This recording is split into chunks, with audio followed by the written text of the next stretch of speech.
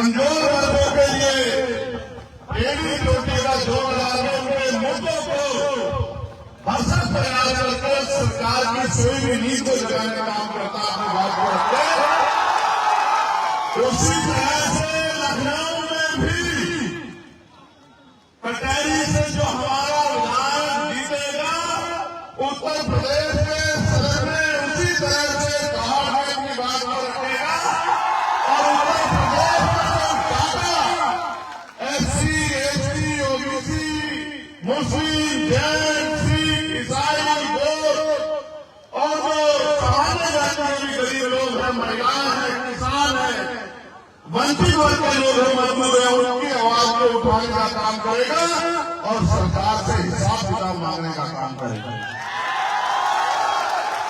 सम्मानित साथियों, जिन महान पुरुषों के नाम मैंने लिए हैं, मैंने इसलिए उनका नाम नहीं लिया कि वो ऐसे ओबीसी से आते थे। मैंने उनका नाम इसलिए लिया है कि उन्होंने अपना पूरा जीवन हम लोगों के लिए बलिदान किया। उन्होंने अपने 4 बच्चों की कुर्बानी दी, उन्होंने अपना सुख चैन त्याग दिया, उन्होंने अपनी रोटी की, अपनी दवाई की, अपनी आराम की कोई परवाह नहीं की और उन्होंने वो पूरा जीवन हमारे लिए जिए। तो हमारा ये फर्ज रहता है उनकी संतानों का कि उनके अधूरे सपनों को पूरा करें। यहाँ जो बहुत बड़ी आबादी है वो नौजवानों की है।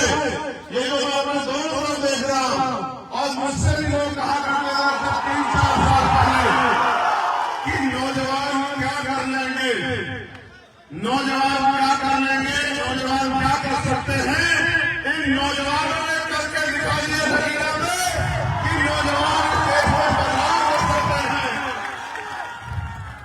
और इन नौजवानों के बदलाव से ये हुआ कि आप इस लोकसभा से जीत के आए हैं, वहां के जिलाधिकारी से लेके वहां के एसएसपी से लेके एडी से छोटी तक के अधिकारी हैं, वो हमारी हर एक बात में जिम्मेदारी से काम करते हैं और अगर कहीं किसी पे जुल्म कोई कर देता है, अब वहां धरना करना नहीं पड़ता, अब वहां तत्काल न्याय होता है, एफआईआर दर्ज होती है।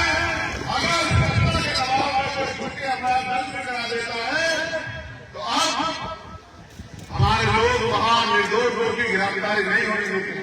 अब वहां कोई किसी कमजोर वर्ग के व्यक्ति पे मुंह से रगड़ने पे, घोड़ी में बैठने पे, मटकी छूने पे जुल्म नहीं कर सकता है। अब वहां के लोगों के हिस्से में हर साल 5 करोड़ रुपए आएंगे और उन 5 करोड़ रुपए से उनके क्षेत्रों में स्कूल बनेंगे, कॉलेज बनेंगे और बहुत अच्छी सड़कें बनेंगी, बिजली पानी की व्यवस्था होगी और गरीबों की बीमारी और तमाम तरह की दिक्कतें हैं उनके इलाज की व्यवस्था भी सुचारू होगी।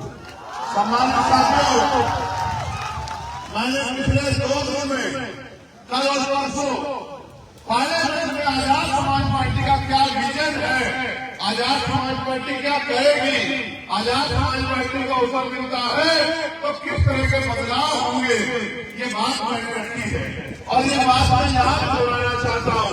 उससे पहले मैं आपको बस ये बताना चाहता हूँ, हवा बड़ी तेजी से लखनऊ की तरफ चल रही है। बताओ चल रही है नहीं चल रही है? और इतनी तेजी से चलने की जो बात हम यहाँ कह रहे हैं वहां बैठा आदमी सुन लेगा, क्योंकि हवा के साथ हमारी आवाज भी तेजी से लखनऊ की तरफ जा रही है। मैं आपको बताना चाहता हूं, उससे पहले मैं अपने नौजवान साथियों को कहूंगा भीम आर्मी के कि वो अनुशासन में बैठ जाए। ये काम पत्रकार साथियों का उनको करने दें। आपका काम समाज को जागरूक करना है और आपका काम समाज की पहरेदारी करना है। जो अधिकार समाज के छीने में है, उन अधिकारों को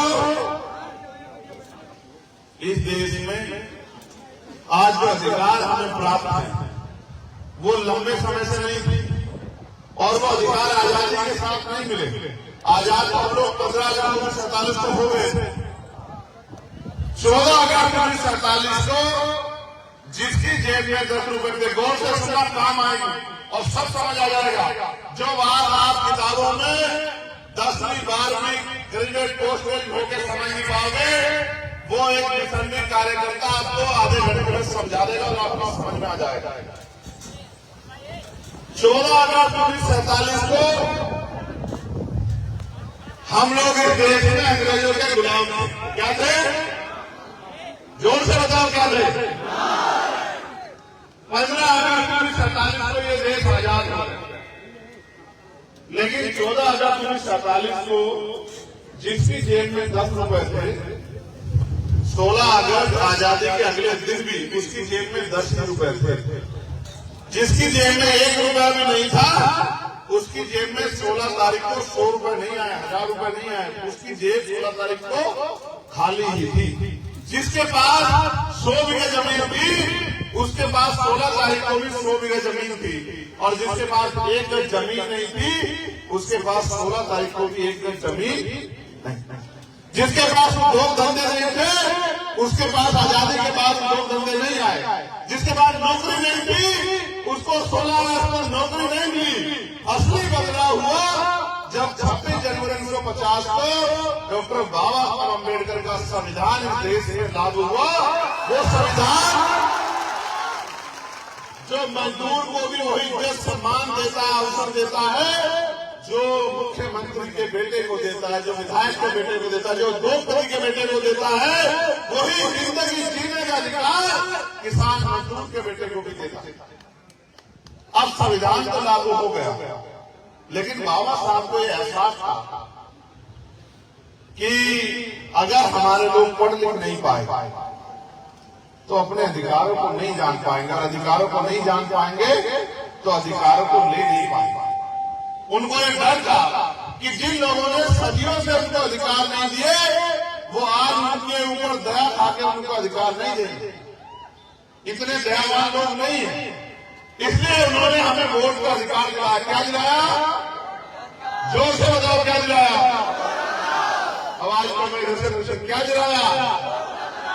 वोट का अधिकार। और वोट का अधिकार दिला क्या कहा उन्होंने? आज मैंने रानी का पेट चीर दिया, आज के बाद राजा रानी के पेट से जन्म नहीं लेगा, राजा जन्म लेगा बैलेट बॉक्स से, आपकी वोट से।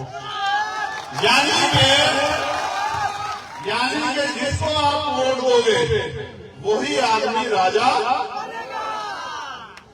इसलिए उन्होंने जब वोट का अधिकार दिलाया तो सब लोग नाराज हो गए। कोई कहता वोट का अधिकार उनको दो जिनके पास बहुत पैसा, कोई कहता उनको दो जो लगान देते हैं, कोई कहता उनको दो जो उद्योगपति है, कोई कहता उनको दो जो ऊंची जाति है, कोई कहता उनको दो जिनमें बहुत जमीन है। बाबा साहब ने कहा जब तक वोट का अधिकार प्रति व्यक्ति को नहीं मिलेगा तब तक इस देश में लोकतंत्र नहीं आएगा। अब ये समझो कि ये वोट इतनी कीमती, ये वोट इतनी कीमती है कि इस वोट के आधार पर जो कल तक मांग रहा था वो देने वाला बन सकता है। कल तक हम सरकारों से मांग करते थे कि भाई हमारे गरीब क्षेत्र में, हमारे गांव में, हमारे जोगीना लोकसभा में ये सड़क नहीं है, ये बिजली का खंभा नहीं लगा, ये जो है ट्रांसफार्मर नहीं रखा गया, यहाँ जो है पानी की व्यवस्था नहीं है, यहाँ बिजली की व्यवस्था नहीं है, यहाँ सौंदर्यकरण नहीं हो रहा। और आज आपकी वोट की ताकत से ताकत बनी है कि एक साइन करने के बाद करोड़ों रुपए का काम उन क्षेत्रों में हो सकता है, उन गरीब लोगों के जीवन में खुशहाली आ सकती है। ये हुआ वोट से बदलाव। अब नगीना के लोगों ने तो मेरी बात को मान लिया, और नगीना के लोगों ने तो मेरी बात के साथ खड़े होके अपनी ताकत बना ली। लेकिन अम्बेडकर नगर के मेरे लोगों ने बताओ, क्या आप नहीं चाहते कि आपकी ताकत बने? बताओ, चाहते हैं कोई नहीं चाहते? बताओ। तो मेरी बात को गौर से सुनो कि आजाद समाज पार्टी अगर आएगी तो क्या बदलाव होगा? आजाद समाज पार्टी ताकतवर होगी तो क्या बदलाव होगा? मैंने परसों ही कहा, गौर से सुनना, और ताली मत बजाना वरना सारा ध्यान हट जाएगा। बस सुनना, गंभीर हो जाओ। ये तुम्हारे बच्चों के भविष्य का सवाल है, ये नौजवानों के भविष्य का सवाल है, ये हमारी आने वाली पीढ़ियों का सवाल है, ये देश में हमारे इज्जत सम्मान से जीने का सवाल है। हमने कहा